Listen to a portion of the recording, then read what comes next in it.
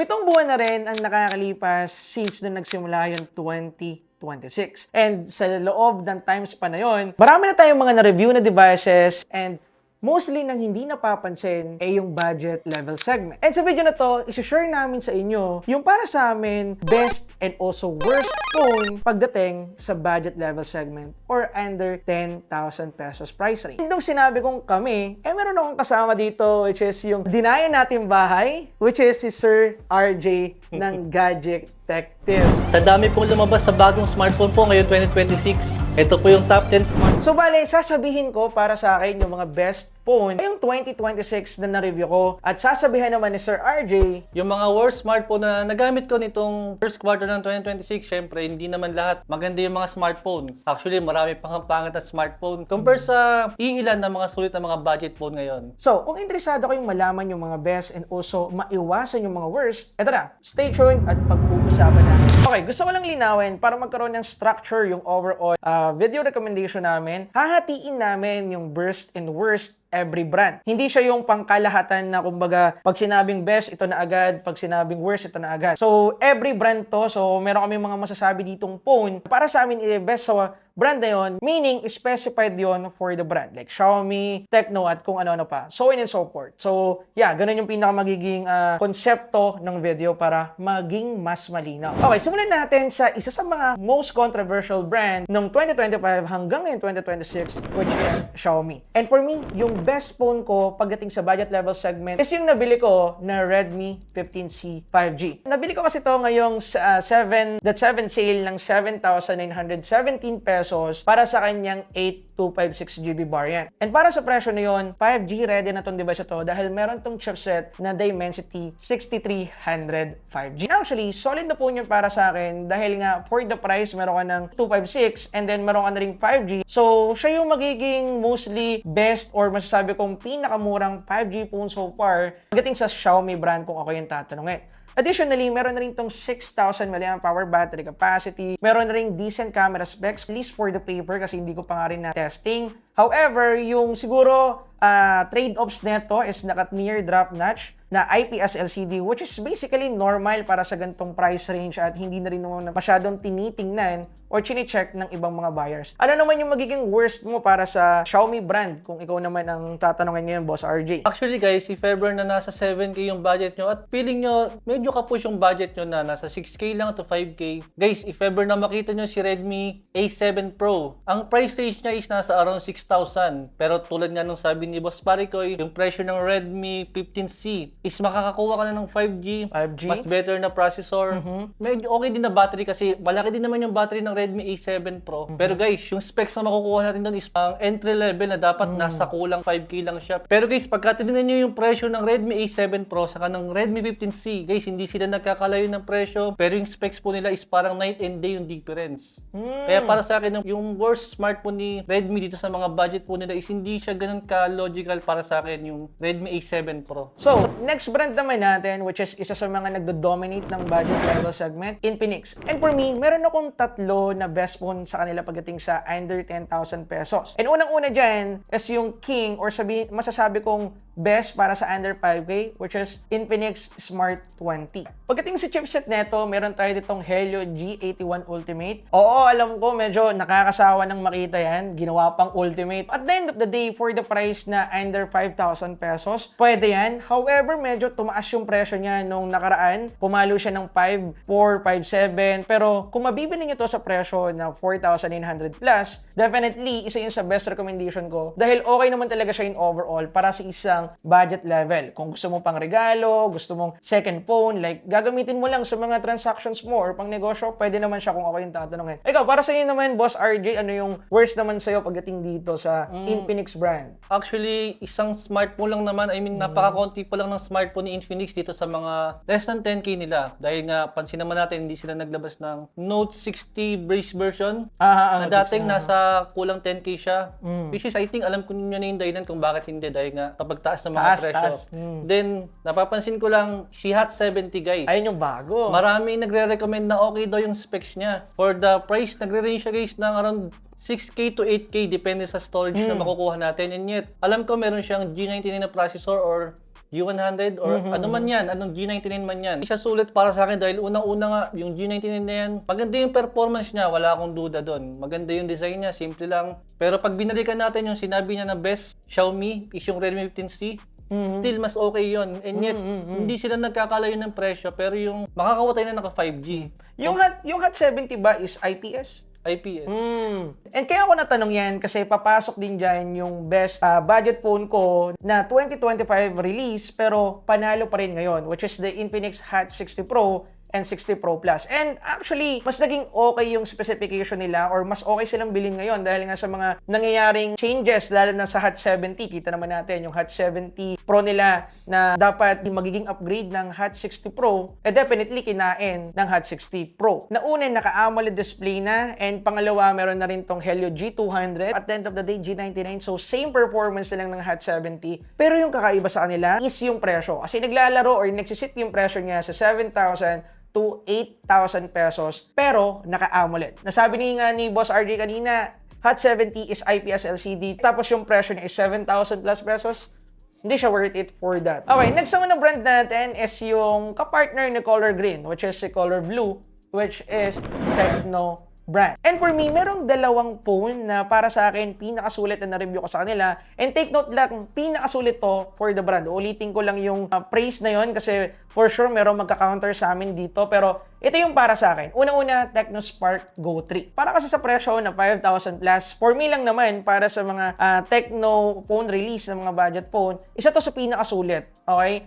Meron pa namang mga i-release soon for sure. Pero for me, para sa Tecno brand, kahit na tatalunin to ng ibang mga phone models or phone brand out there, kagaya ng Infinix Smart 20, para sa isang 5,000 pesos phone, definitely worth it din itong isa ng ito. Yun nga lang siguro ang issue niya, teardrop notch display. Tatalunin talaga ng Smart 20 dahil naka-punch hole camera, mas maganda rin yung kanyang overall look kung ako yung tatanungin. Kasi subjective naman yung design part, kaya hindi naman siya masyadong problematic kung titingnan natin yung mga side na yan. Kasi yung iba sa atin, wala namang problema sa teardrop notch display. Ikaw ba, may problema ka ba sa teardrop notch? Alam ko meron kang mga hotticks dito sa part na to, bossing, pero sa tingin mo lang naman, kumbaga, magdidikit yung presyo, mas anohin mo siya. Actually, nagkakaroon lang naman ng problema yung teardrop notch kung meron tayong option na punch hole sa ganung presyo. I agree. Yun lang naman. Pero kung bawa sa Tecno brand, okay naman siya. Okay, next po naman sa akin is itong Tecno Spark 50 5G.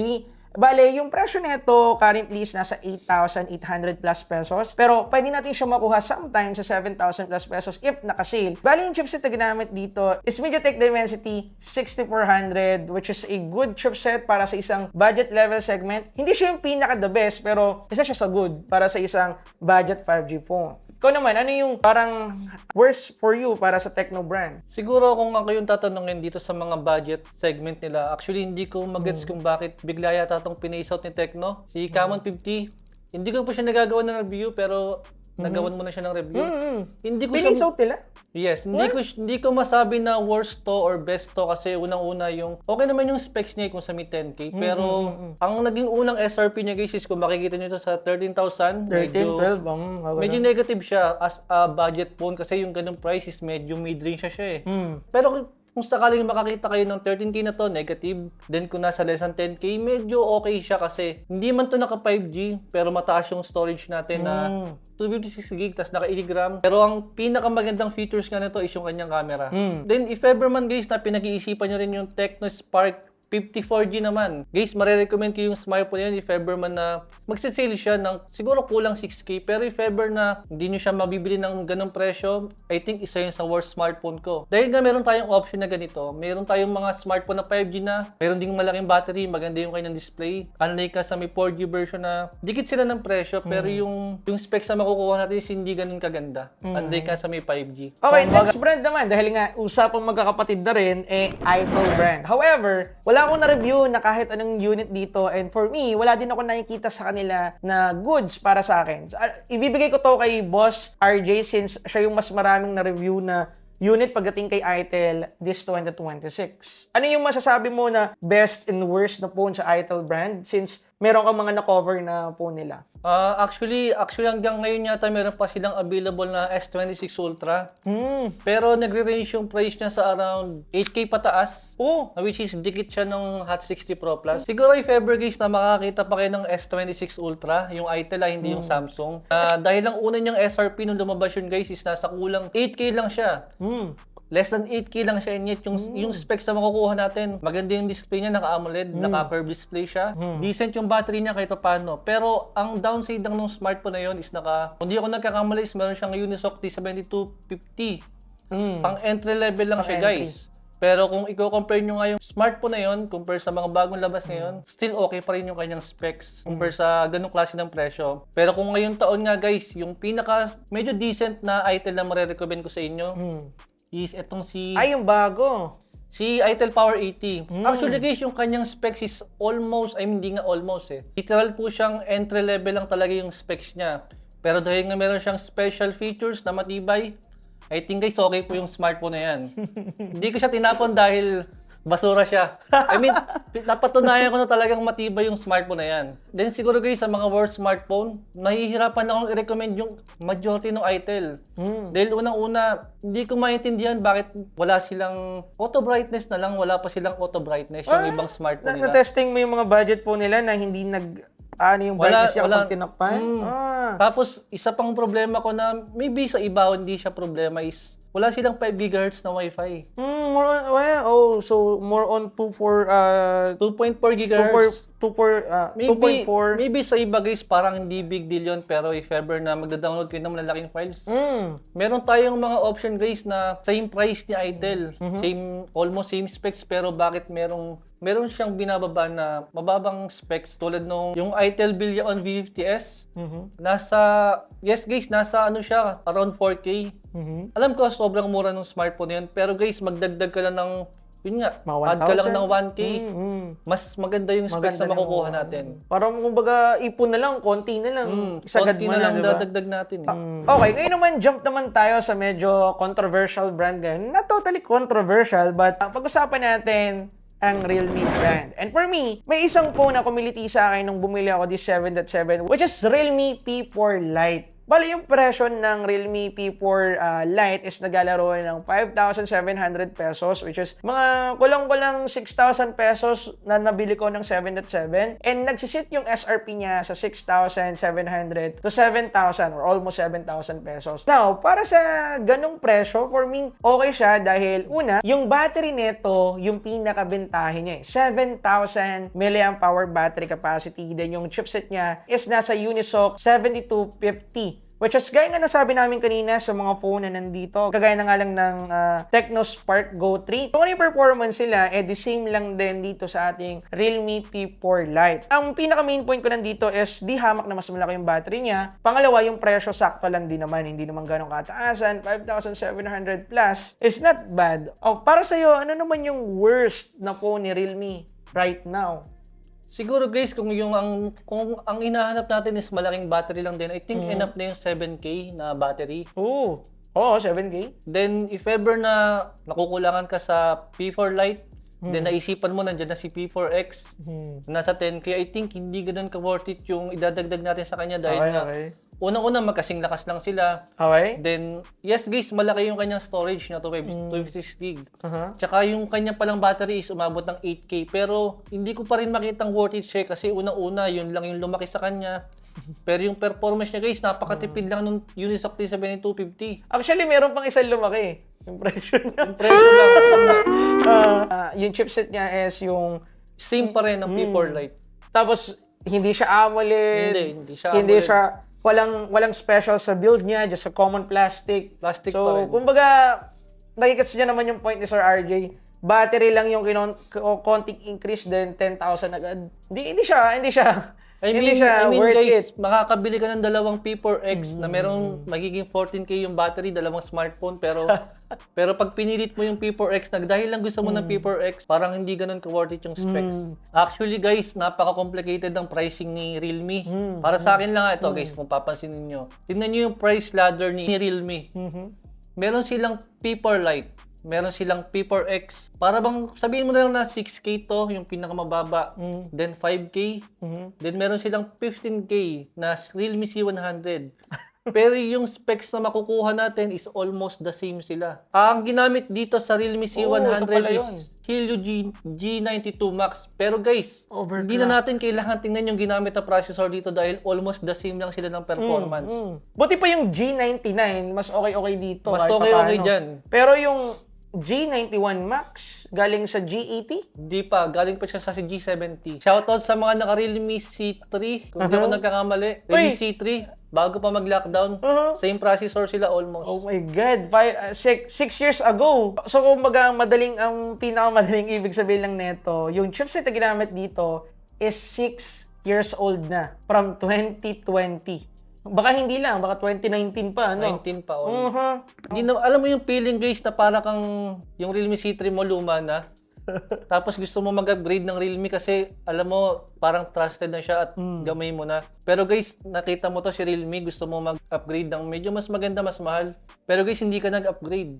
In short, nagpayad ka lang ng damit. Guys, ito lang iano ko sa inyo. Magulo yung pricing ng mga smartphone ngayon 2026. Talagang to the point na napakagulo niya. Pwede mong masabi na yung worst phone ni Tecno or yung worst phone ni Infinix is maganda siya pagka kinonfirm mo sa ibang smartphone. Ayun, alam mo yung feeling na yun, yung bang pangit si Hot 70 kung i-confirm mo siya sa ibang Infinix or ibang smartphone. Pero guys, magiging maganda siya pagka kinonfirm mo naman sa ibang smartphone na mas pangit sa kanya. And yet, mas mahal sa kanya. Na same na presyo. So, kaya ang hirap mag-distinguish ngayon ng mga goods and also ng bad phones since sinisira nila yung pinaka-importanting aspect or criteria ng pagbili ng isang smartphone, which is presyo. No, at the end of the day, parang naman parang napansin ko nagbabago sila ng standard eh. Yung dating specs guys ng mga smartphone asahan natin pagka kulang 5K, literal na entry level yung specs. Yan yung before pa yung RAM problems. Last year lang to. Okay, next naman na brand na pag-usapan natin is yung medyo matunog pa rin ngayon, which is Poco. For me, yung best phone sa kanya, para lang naman sa akin to, is the Poco C85 and Poco M7. At least para kay Poco, since ito yung parang mga okay na budget phone nila, just as I said, no, gusto ko lang ulitin, maraming mas may better sa kanya for sure kasi yung chipset na ginamit dito is Helio G81 Ultimate and yung presyo niya is nasa 7,000 plus pesos. By the way, nagsisale siya ng 6,000 or almost 6,000, mga 7,000 pa rin siya technically. Pero yung specification niya, common. Pero just as I said, para sa isang budget phone ng Poco, for me, siya yung pinaka-okay. Sa'yo ba, bossing? Ano ba yung sa tingin mo worst sa Poco? Since nakita ko rin yung mga review mo before, kahit ng 2025 pa, marami kang na-cover na Poco budget phones. Actually guys, isang smartphone lang naman yung nilabas si Poco dito sa around 5K or kulang 10K na smartphone nila. Dito sa mga budget phone almost or entry level is si Poco C81 Pro. Actually, okay yung smartphone na yun kung mabibili natin sa around 5K. Pero guys, nung katagalan napansin ko sa kanya ang taas na ng presyo niya na umabot ng 6K to 7K. Which is, para sa akin, para sa isang Poco na nasanay ako na maganda yung specs tulad nga nung nirecommend mo ngayon. Mas maganda yung specs nun pero bakit yata yung mas pangit na specs talaga mas tumaas pa yung presyo ngayon. Kaya parang ang hirap niyang i-recommend kung sakali man na ganun yung presyo niya. Pero guys, tulad nga ng sabi ko kanina, nagiging sulit siya kung i-compare mo siya sa ibang smartphone. Pero as a Poco, medyo hindi ko pa siya makita na mare-recommend ko sa ngayon. Pero guys, if ever na makita niyo na mababa yung presyo niya, I think okay ako sa C81 Pro. Okay, next brand naman natin which is isa rin sa surprising pagdating sa budget level segment ngayon. Pero isa rin to sa controversial pagdating sa mga mid-range and flagship phone nila, which is Oppo. Magalang na brand, sabi nga ni Vico Soto. And para sa akin, dalawa lang yung best phone nila so far na na-testing ko, which is the Oppo A6X and also Oppo A60. Which is controversial din ngayon dahil nung nagawan ko ng review yung Oppo A60, which is ginawa ko ang best budget phone ko nung nabili ko siya nung mga nakaraang buwan dahil yung presyo niya noon under 5,000 pesos, 4,700, 4,900 kung nabili, kung hindi ako nagkakamali. Pero ngayon, medyo nag-increase sila ng presyo which is pumalo siya ng 5,000 plus to almost 6,000 pesos. So, yun yung parang naging naging medyo parang drawback lang naman. But at the end of the day, kung mabibili natin yung sa presyo na gaya ng nasabi ko, at least kahit 5,000 pesos pwede na rin. Kasi yung chipset na ginamit dito is yung old or 4-year-old or 5-year-old if I'm not mistaken, which is a Snapdragon 685 chipset. Which is same problem nga dito sa ating Realme C100. Pero ang kaibahan, yung ating Oppo A6s, Oppo A6T, hindi naman niya tinatouch yung mid-range level bracket. So, nasa budget pa rin siya. Though, yun nga, medyo tumataas ng konti yung presyo. Pero for me, if mabibili nyo nga siya, at nakita ko rin ng 7.7 na pumalo siya ng 5.2, kung hindi ako nagkakamali, with voucher yan. Sa ganung presyo, makukonsider ko pa rin siyang bilhin eh. Kung titingnan natin yung specification niya at ibabangga ulit natin sa iba, magandang phone siya at the end of the day. Yun yung masasabi ko. So, ikaw naman, bossing, alam kong madami, pero bigyan mo naman kami ng mga para sa'yo, worst or let's say overpriced phone para sa Oppo. Actually guys, ang isang pangit lang naman kay Oppo is parang nag-a-adjust na sila eh. Ina-adjust nila yung pricing nila eh. Ngayon guys, merong bagong smartphone si Oppo na ang hirap din i-recommend kung nasa SRP siya mabibili. Like nga ng Oppo A6C. Yung bago, C siya, letter C.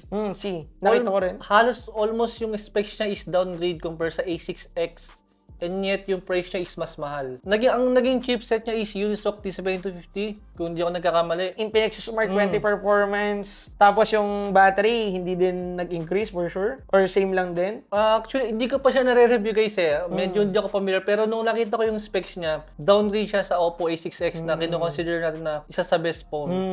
Tapos yet, yung presyo mataas. Pero guys, nung nakaraang video ko nung gumawa ko ng sale, nare-recommend ko yung smartphone yun dahil nag-sale siya ng around 5K. Oh! Kaya guys, talaga yung mga smartphone ngayon, wag po muna tayong bumis kung anong klase ng, kunyari, for example, ito, yung mga worst na sinabi ko, guys, worst lang ang isang smartphone depende sa price niya. Kasi at the end of the day, ang laki ng hatak ng presyo sa criteria. Lalo na kung usapang budget, di ba? Meron tayong budget mid-range, budget phone. Doon talaga at the end of the day kasi ang presyo, kumbaga pag i-base natin yan sa criteria, yung percentage niya, it's either 30% or 40%. So malaki talaga siyang epekto pagdating sa decision making natin sa pagbili. Kaya yeah, yung part na to, yung sinasabi ni Sir RJ is technically totoong-totoo dahil nga masyado nilang namamanipulate yung price segment. So yun nga, kagaya ngayon, kung magpapatuloy yung mga pagtaas ng presyo, kagaya ng price increase ni Poco sa mga mid-range po nila, yung mga worst na sinabi namin before, gaya na nga lang ng GT50 Pro, pwede siya maging possible good once na nagtuloy-tuloy yun. So, I mean, example lang naman yun, pero hindi natin itatouch yung mid-range. Pag-uusapan natin yan mamaya sa video ni Bossing. Okay, next naman sa listahan natin, which is new contender ng 2025 na pumasok sa budget level scene is yung Nubia. And for me, para sa akin lang naman yung best budget phone nila, at least sa under 10,000 pesos, is yung ating Nubia Neo 5 5G. Ito yung na-review ko na okay na. I mean, di ko siya mara-recommend para sa 10,000 pesos na presyo. Pero kung mabibili natin siya sa 9,000 pesos or even more lower or almost 10, like 9,700, 9.8, ganyan. Pwede siya kasi una, 5G. However, yung pinaka-biggest cons lang siguro sa akin ito para sa ganyang presyo, hindi pa siya AMOLED. But, naka 5G siya and gumagana yung 5G capability niya. So, yun naman, ano yung worst more? Meron ka bang gustong idagdag sa best? Kasi isa lang yung nasabi ko dyan sa segment na since ito lang yung na-review ko eh. Actually, meron pang murang smartphone si Nubia na bago nila nalabas yung Neo 5 series. Oh! Actually guys, nung lumabas yung Nubian V80 Max saka yung V80 design, nung nakita ko yung specs nila is, syempre alam ko naging overpriced siya. Dahil nga ang una kong ginawang basihan is yung mga leisure model. Or yung ibang pang mga smartphone guys na nasa 5K to 6K.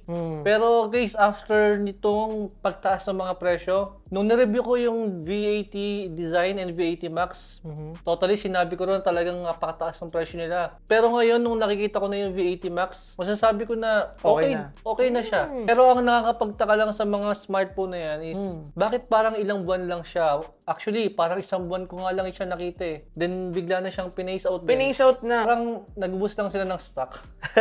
So after na parang parang experimental and then sa worst naman, ano namang may bibigyan mo sa worst nito? Actually, yun nga yung worst ko that time. Pero sa ngayon, hindi ko makitang worst na si V80 eh. V80 Max. And speaking of that, dyan tayo papasok sa next brand, which is Samsung. And notorious si Samsung dito. Dahil una, Yung best choice ko sa kanya is the A37 and A55.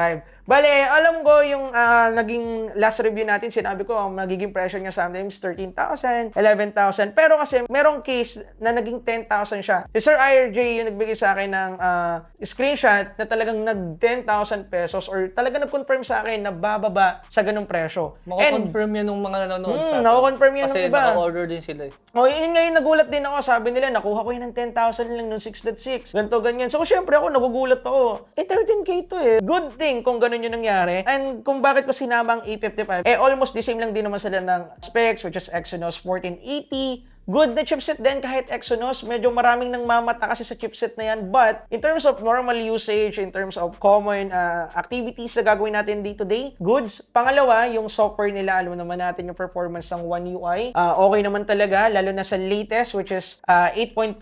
Goods na goods. Yung AI features nila, okay. Yun nga lang, medyo merong konting limitation since yung hardware na ginamit is hindi naman ganun kalakasan. But, yeah, goods pa rin siya kung ako yung tatanong. Kasi tinatry ko yung yung background remover, yung mga subject, hindi ganun kalinis. Unlike dun sa S26, S25 na na-try ko before. And yun lang naman, yung pinaka-point ko sa Samsung. And isa rin siya sa medyo notorious sa pag-a-adjust ng presyo na ilang beses naman natin nakita. Lalo na sa mid-range level segment. Ikaw naman, boss, ano yung worst na phone para sa Samsung brand ngayon 2026 at pagdating sa budget level?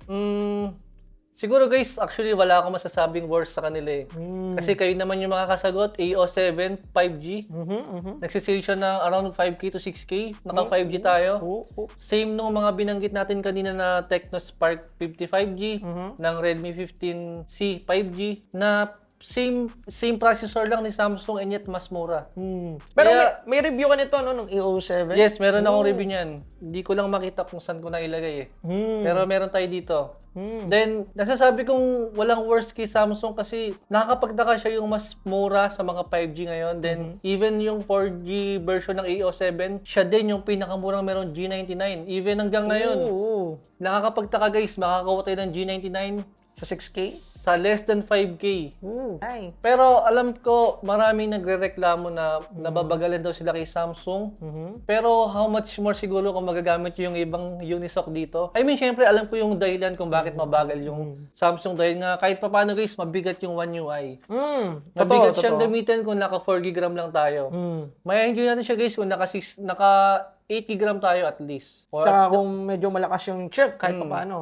pero kung nababagalan ka kay AO7, how much more sa Unisoc T72? Lalong-lalo guys sa G92 Max ng pinaka-paborito naming smartphone. G92 Max guys, performance yung presyo yung Max sa kanya. Yan yung best and also not totally worst na phone pagdating sa Samsung. Now, last brand tayo which is, tinanong ko talaga sa dulo. Dahil medyo undenial din kasi at isa rin din to sa mga phone brand na medyo urong-sulong. Urong kapag medyo sinabing best budget. Sulong kapag sinabing best mid-range. And ito, si Vivo. And para sa akin yung best phone nito, which is para sa akin lang naman ngayon at niluluto ko na rin yung review, is Vivo Y05. Goods din naman siya, pero ang isa lang sigurong pinaka-drawback nito para sa presyo na 5,000 and minsan nasa 5,200 siya, yung kanyang storage. 464 para sa presyo na 5,000 plus sa configuration niya. Then yung chipset na ginamit sa kanya is Unisoc 7225 or T7225, which is okay pa rin naman. Nung ginamit naman siya sa testing, siguro kinulang lang talaga kami sa RAM kasi yung configuration na meron kami doon is 464 nga. Medyo bumabagsak siya sa ML, like biglang nilalabas na lang. So I recommend the 128 yung bilhin niyo. Pero for sure, medyo may increase sa presyo. Pero yun nga, gaya nga nasabi ko, for Vivo brand, at least for me, Y05 is good choice para sa brand na to. Sa'yo naman, bossing, ano yung worst mo? Or kung meron kang gustong idagdag sa best phone since marami kang na-review rin sa Vivo brand, baka naman meron kang madagdag dyan. Actually, wala akong masasabing worst phone ni Vivo kasi ang kadikit ng Y05 is yung Y11D. Na which is same specs din almost. Pero malaki yung charger ni Y11D. Pero ito is meron tayo ditong SD card slot kasi sa Y05 meron. Oh, yan. Pero at least, kung magdadagdag ka ng 164 to 128, mas malaki pa rin yung idadagdag natin kung sa built-in na sa storage yung compare sa bibili ka ng storage na external.